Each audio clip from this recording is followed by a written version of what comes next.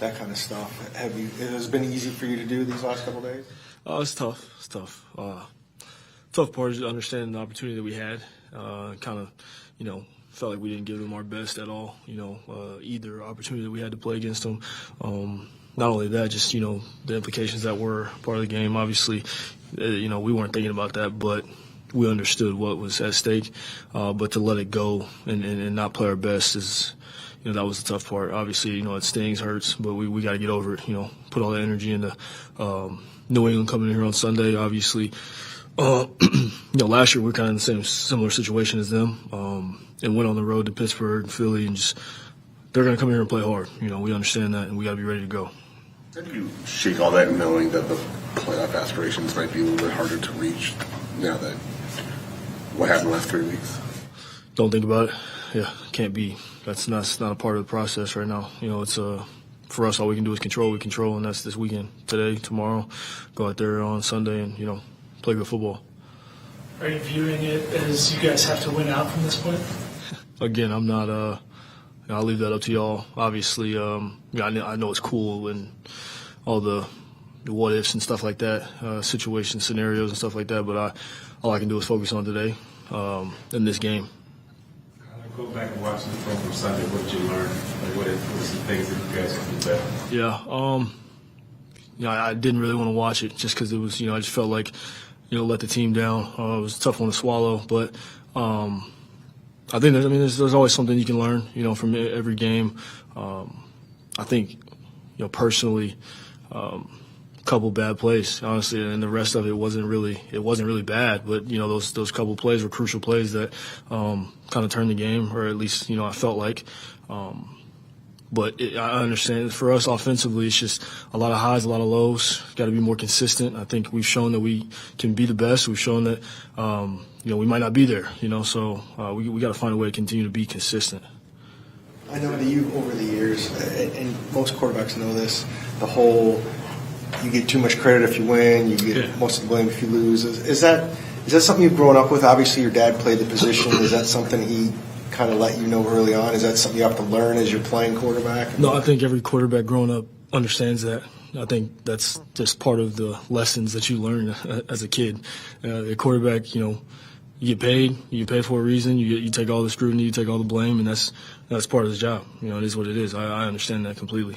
Hell, I'm mad at myself.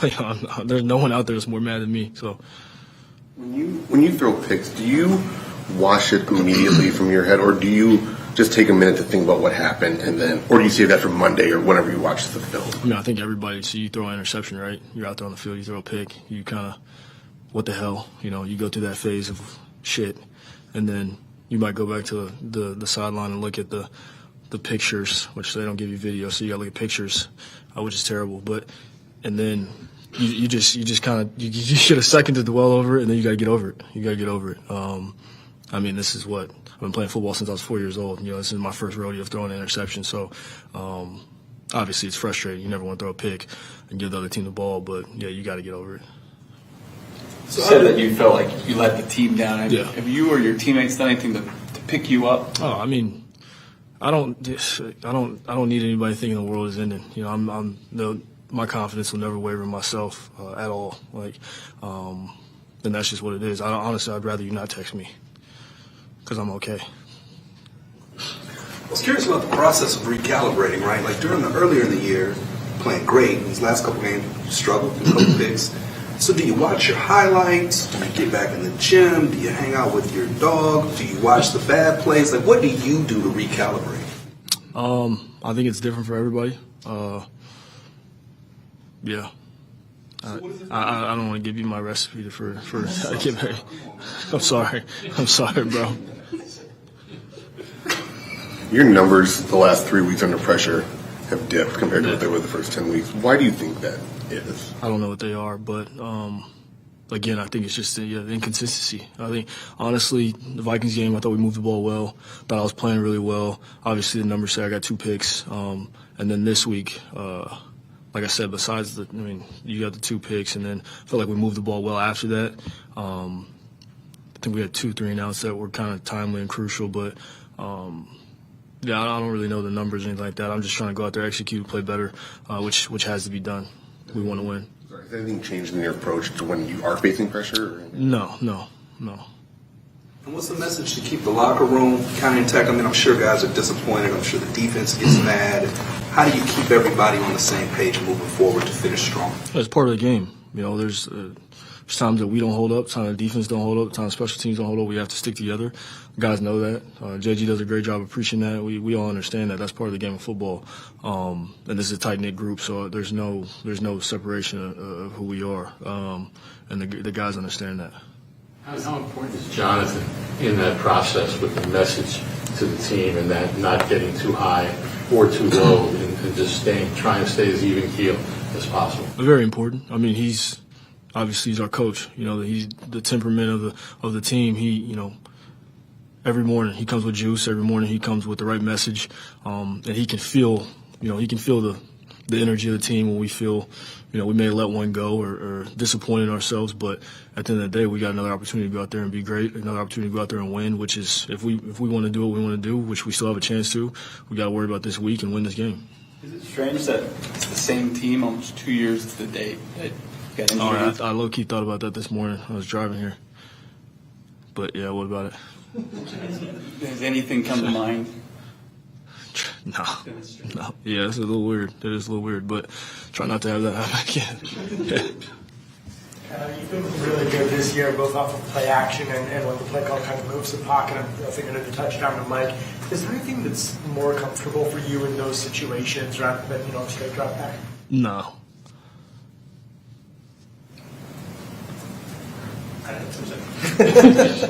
When you look at New England's defense, what stands out the most? Play super hard. Obviously, new DC. I'm expecting. I really like Gonzo. I really like Gonzo, Texas kid. Big fan of his. But I'm excited for another opportunity. I'm more so worried about us. I feel like we need to get ourselves going. And like I said, we got to be more consistent and play good football. Any thoughts about what it might take to improve the run game? Again, got to be better. Yeah. What do you see, real quick, what do you see from New England's defense? I just said the same shit. Excuse my language. I said the same thing to him. Sorry about that. Thanks, guys. Okay. Back at it. Really good challenge coming up here on Sunday. When you watch the tape, Coach Mayo's done a good job. They play extremely hard. That jumps out. They're well coached. They play with good fundamentals. Defensively, they give you some challenges with structures and people. Very creative. Offensively, quarterback's playing pretty good. He's a mobile guy. We got to do a good job on him. And then special teams, they got some guys that can impact the game. So all three phases, we got to be on it. What do we got? It's like facing and you've faced a couple rookie quarterbacks this year, but what it's like facing one later in the season when they've had a chance to get a few games on it. Is it significantly different than if you would face a rookie quarterback earlier in the year? Yeah, I think he's grown since he's been playing. You know what I mean? I think he's playing probably his best ball right now, probably just because of the experience. So he definitely, his skill set jumps out. You can see why he was taken so high. He's a good player, and he's ascending. When two of the leading receivers are tight ends, what does that mean for you defensively? Yeah, we got to do a good job in their tight ends. They're two good players, just like you just said, Paul. But and we'll have different people on those guys, or whether you're in zone or whatever the case may be. But they get open, they catch it, they score points too. So, it's challenging, because your structures, how you're going to decide to play. They definitely impact the game. You got to be aware of them. Overall, defensively, what would you like to see improve perhaps this week? We got to stop the run better, and we got to affect the quarterback better. As it gets later in the year, do you have to tailor practices any differently with the wear and tear of the regular season? Yeah, we that's a good question, Donnie. Everyone does it a little bit different. We're not tweaking too much. I like where the health of the team is at. I think it benefits us to play football and practice. You know, so we take it honestly week by week, day by day, but it's going to be pretty similar what we've been doing. Last 3 weeks, Kyler's numbers under pressure have dropped in the first 10 weeks. You said after the game Sunday that you're going to tweak some things to fix that. What kind of things can you tweak to help him do better under? I'm not going to give you those answers, Josh. I wasn't in a big picture sense. What can be done? Yeah, you got to. When people pressure you, got to make them pay.